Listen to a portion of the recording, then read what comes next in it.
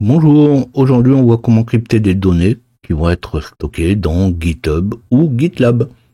Alors oui, on va pas commencer à mettre nos mots de passe en clair dans GitHub. Et là je ne parle que des mots de passe, mais ça pourrait être aussi des configurations, des tokens. On va le voir par exemple avec une clé. Ou tout ce qu'on veut, tout ce qui a besoin finalement d'être masqué. Alors si ça peut paraître compliqué de premier abord, on va voir que finalement en quelques minutes, installation compris, c'est fait. Alors je vais en profiter pour montrer comment exploiter cette fonction pour l'appliquer dans Puppet, même que ça serait spécialement fait pour. Mais quand on va voir le fonctionnement, rien ne vous empêche d'utiliser ça n'importe où. La chaîne traite tout un tas de sujets, pensez à vous abonner et activer la cloche pour recevoir les notifications de mes nouvelles vidéos. Vous pouvez aussi taper LJP Info dans votre navigateur web pour me retrouver.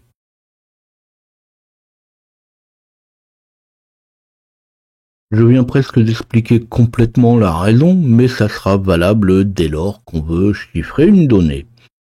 Et pour les prérequis, je vais prendre une simple machine Rocky, comme d'habitude, installée à son minimum, puis je prendrai mes machines Puppet, Foreman et GitLab, pour ma démo en pratique. Alors ça sera juste une démo sur l'utilisation, mon Puppet est déjà configuré pour, puis est prévu pour. Donc sur Puppet, il ne reste en général pas grand chose à faire.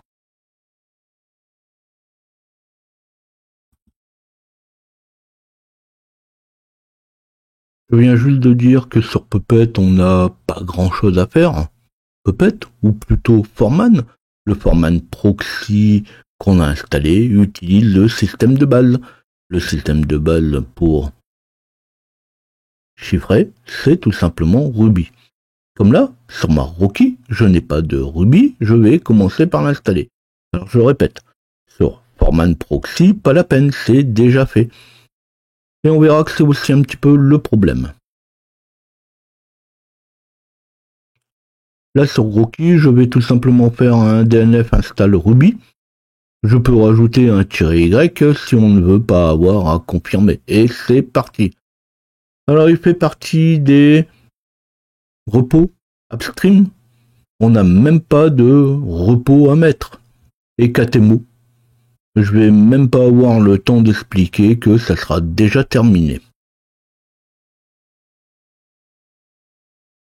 Et comme la commande Ruby pour installer est gem, eh bien, on va installer le module IAML avec un gem, gem install IRA-IAML.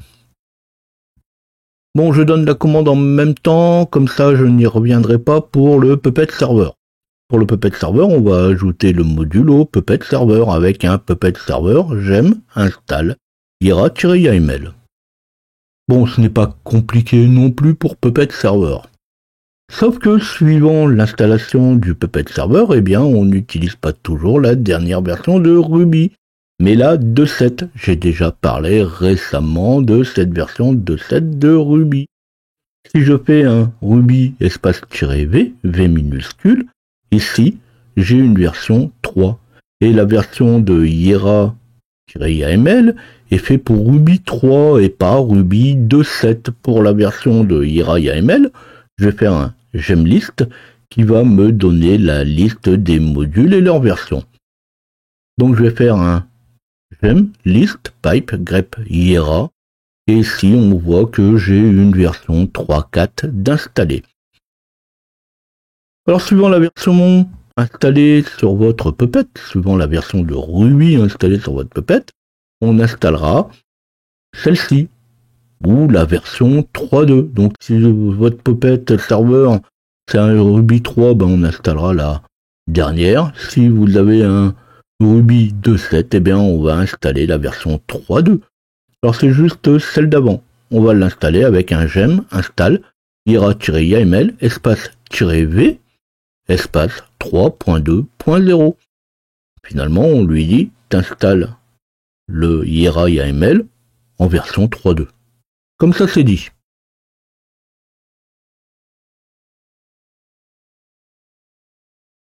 Puis on va se positionner dans le dossier où on veut créer les différentes clés. Je parle des clés qui vont servir à indiquer qu'on est sur le bon serveur et qu'on a effectivement bien le droit de déchiffrer. Pour Puppet, on va dans le dossier de configuration de Puppet, donc dans TC Puppet Labs Puppet. Alors rien d'obligé, on met les clés où on veut, il faut juste savoir où aller les chercher. Ici on va aller dans le dossier route. Route c'est très bien, c'est super, c'est sécurisé. Alors oui, les clés ce n'est pas le moment qu'on puisse mettre la main dessus. Donc je vais faire un CD/route. Si on est déjà dans le dossier, on peut faire tout simplement un PWD pour vérifier qu'on est au bon endroit. Puis on crée les clés avec un IAML create case. C'est marqué. Elles sont créées dans le dossier case. IAML a créé un dossier qui contient mes deux clés. Alors je reparle des deux clés après. Et c'est tout. J'avais bien dit que c'était facile à faire.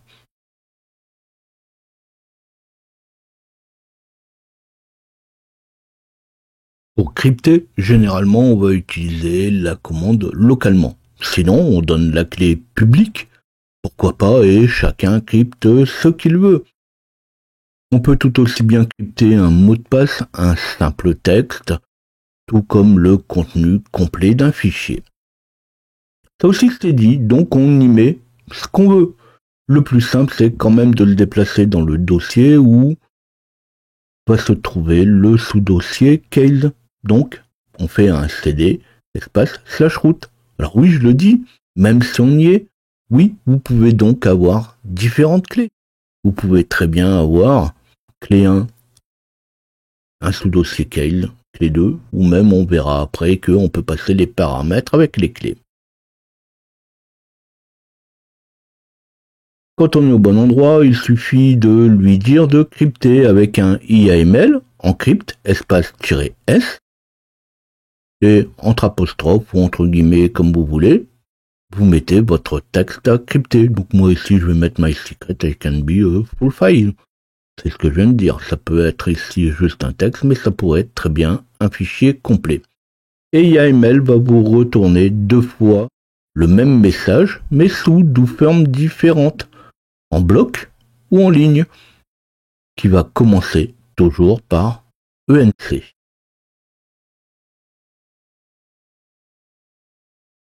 Bon, c'est quand même là où je suis content d'être en SSH, sinon il faudrait tout retaper.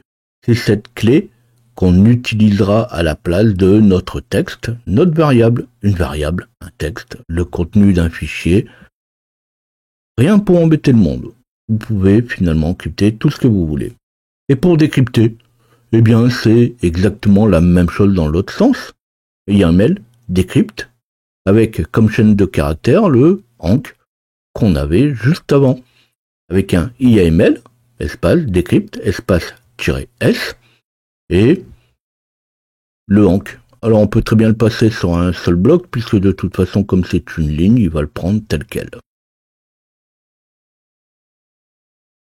Et quand vous l'aurez décrypté, eh bien ça vous retourne alors la chaîne telle qu'elle a été fournie, avec, comme ici, ma faute de frappe. Alors certains n'y pensent pas toujours, ils vous envoient la chaîne, password égale et le password derrière. Et en fait, quand on va décrypter, forcément, password égale va être dans la chaîne qui est cryptée. Alors oui, on rencontre de tout. Alors oui, ici on a les deux en même temps, mais il est facile de s'imaginer qu'on a crypté le texte des semaines plus tôt. Alors bien sûr ici je fais dans le simple, mais on pourrait très bien passer en paramètres d'entrée le chemin de la clé publique et la clé privée. C'est ce que je disais juste avant. Mais quand on en est là, ce n'est pas le plus dur, et puis pour installer un système pour crypter, décrypter du texte, il y a quand même quelque chose derrière. Alors sinon, pour aller plus loin, vous avez mes vidéos sur Puppet, Foreman, Linux. Là, je ne mets pas les liens. C'est presque toute la chaîne dans ce cas-là qu'il faut aller voir.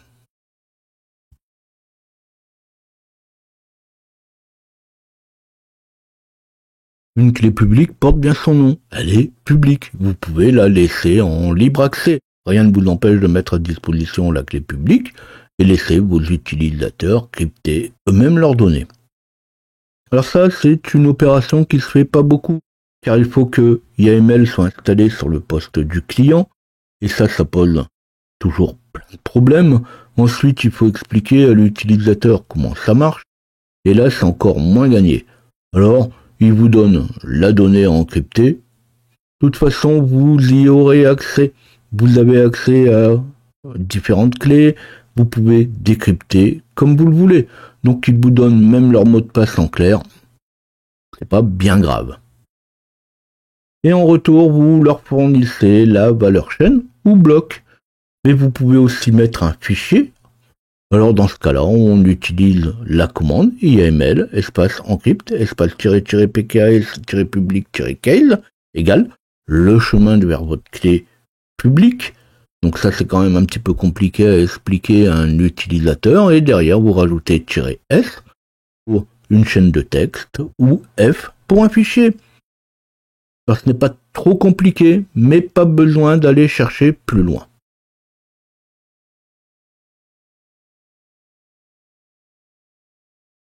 Pour la démo appliquée à Puppet Server, ici je vais crypter ma clé SSH.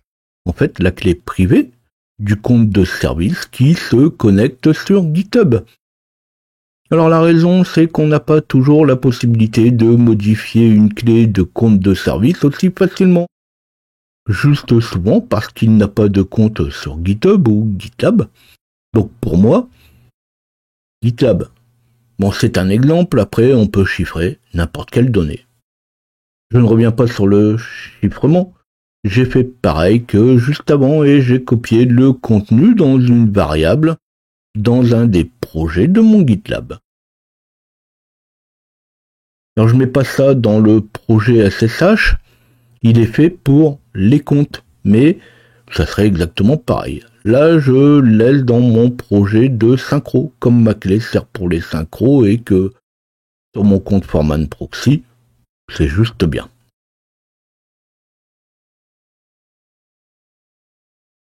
Alors cette clé, ce n'est qu'une variable quelconque qui contient ma clé SSH, mon texte.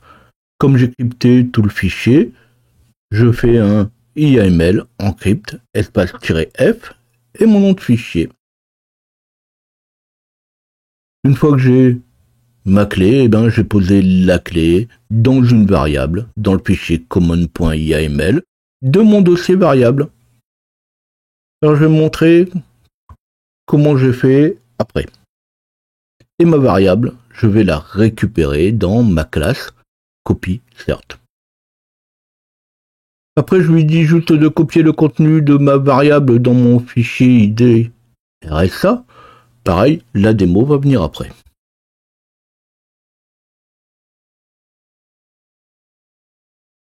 Pour pouvoir utiliser les variables, pour configurer mon dossier qui va utiliser les variables, je vais le faire à partir d'un fichier yera.yaml à la racine de mon projet qui va faire tout le travail. Et on lui dit le dossier par défaut, date-à-dire, c'est variable. Dans les options, tu utilises la clé pks private key qui est dans /etc /puppetlab /puppet/case /privatecase.pk cs7.pem. Donc là, c'est ce que je disais tout à l'heure. Il faut absolument savoir où est-ce que vous les avez stockés. Donc pour mon cas, j'ai stocké mes clés dans mon dossier etc Puppet Labs Puppet. Et la clé publique, elle est dans le même dossier. Si on fait un lookup, donc je suis toujours dans mon fichier ira.yaml, donc si on fait un lookup, tu vas utiliser le système YAML. Le lookup, c'est tu vas chercher la variable, et pour la variable, quand tu vas utiliser la variable, quand tu vas trouver une variable, tu utilises le YAML. Et pour mon fichier de variable, tu vas dans common.yaml. Alors d'autres le font directement dans la classe. Alors c'est bien quand on n'a qu'une seule variable. À partir de 2, ça vaut déjà le coup d'utiliser le fichier hiera.yml. Quand on utilise la même structure pour tous les projets, un simple copier-coller fait très bien l'affaire. Donc moi j'utilise toujours le même mécanisme. Mes variables sont toujours dans variables, sont toujours dans common YAML. Donc je prends un fichier hiera.yml et je le copie partout. Et comme ça, tout est fait.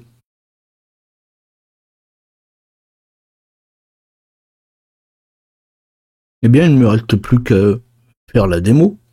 Alors je me tâte entre renommer le fichier ID RSA qui est dans /root/.ssh ou le supprimer directement. Alors si je le renomme, c'est pour montrer qu'il n'y aura pas de différence entre les deux. Après je fais un rm id RSA.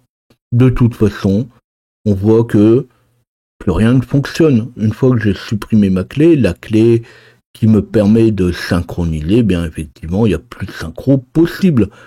Comme dans GitLab, on ne peut utiliser que ce compte-là. Et ben, on ne peut utiliser que les clés SSH ou token. Et bien, c'est mort. Tant que je n'ai pas ma clé SSH qui va être remise, eh bien, je ne pourrai pas faire mes synchros. Alors par contre, ma clé est toujours là, cryptée quelque part. Elle est cryptée dans mon dossier que j'ai montré juste avant. Alors un Puppet agent-t va donc me recharger ma clé. Après, si j'attends un petit peu, si j'attends le fonctionnement normal de Puppet, elle va revenir toute seule. Bon là, l'idée n'est pas d'attendre, donc forcément je force un petit peu en faisant un Puppet agent-t. Mais sinon, elle reviendrait au bout de une quinzaine de minutes, puisque j'ai fixé mon temps de run à 15 minutes. Mais ça, j'avais montré ça dans une autre vidéo. Alors comme je l'ai supprimé, je ne vais pas pouvoir vous montrer qu'elle est identique à l'original, mais si vous avez déjà essayé, ne serait-ce qu'enlever la dernière ligne, ou mettre ajouter une ligne vide à la fin d'une clé RSA, eh bien, vous savez que ça va suffire pour qu'elle soit corrompue. Bon, tout ça, je vous laisse essayer. Pendant le run de l'agent, de toute façon, on voit bien qu'elle a été remise. Et puis, pour les essais, on va voir que la synchro se refait de toute façon normalement.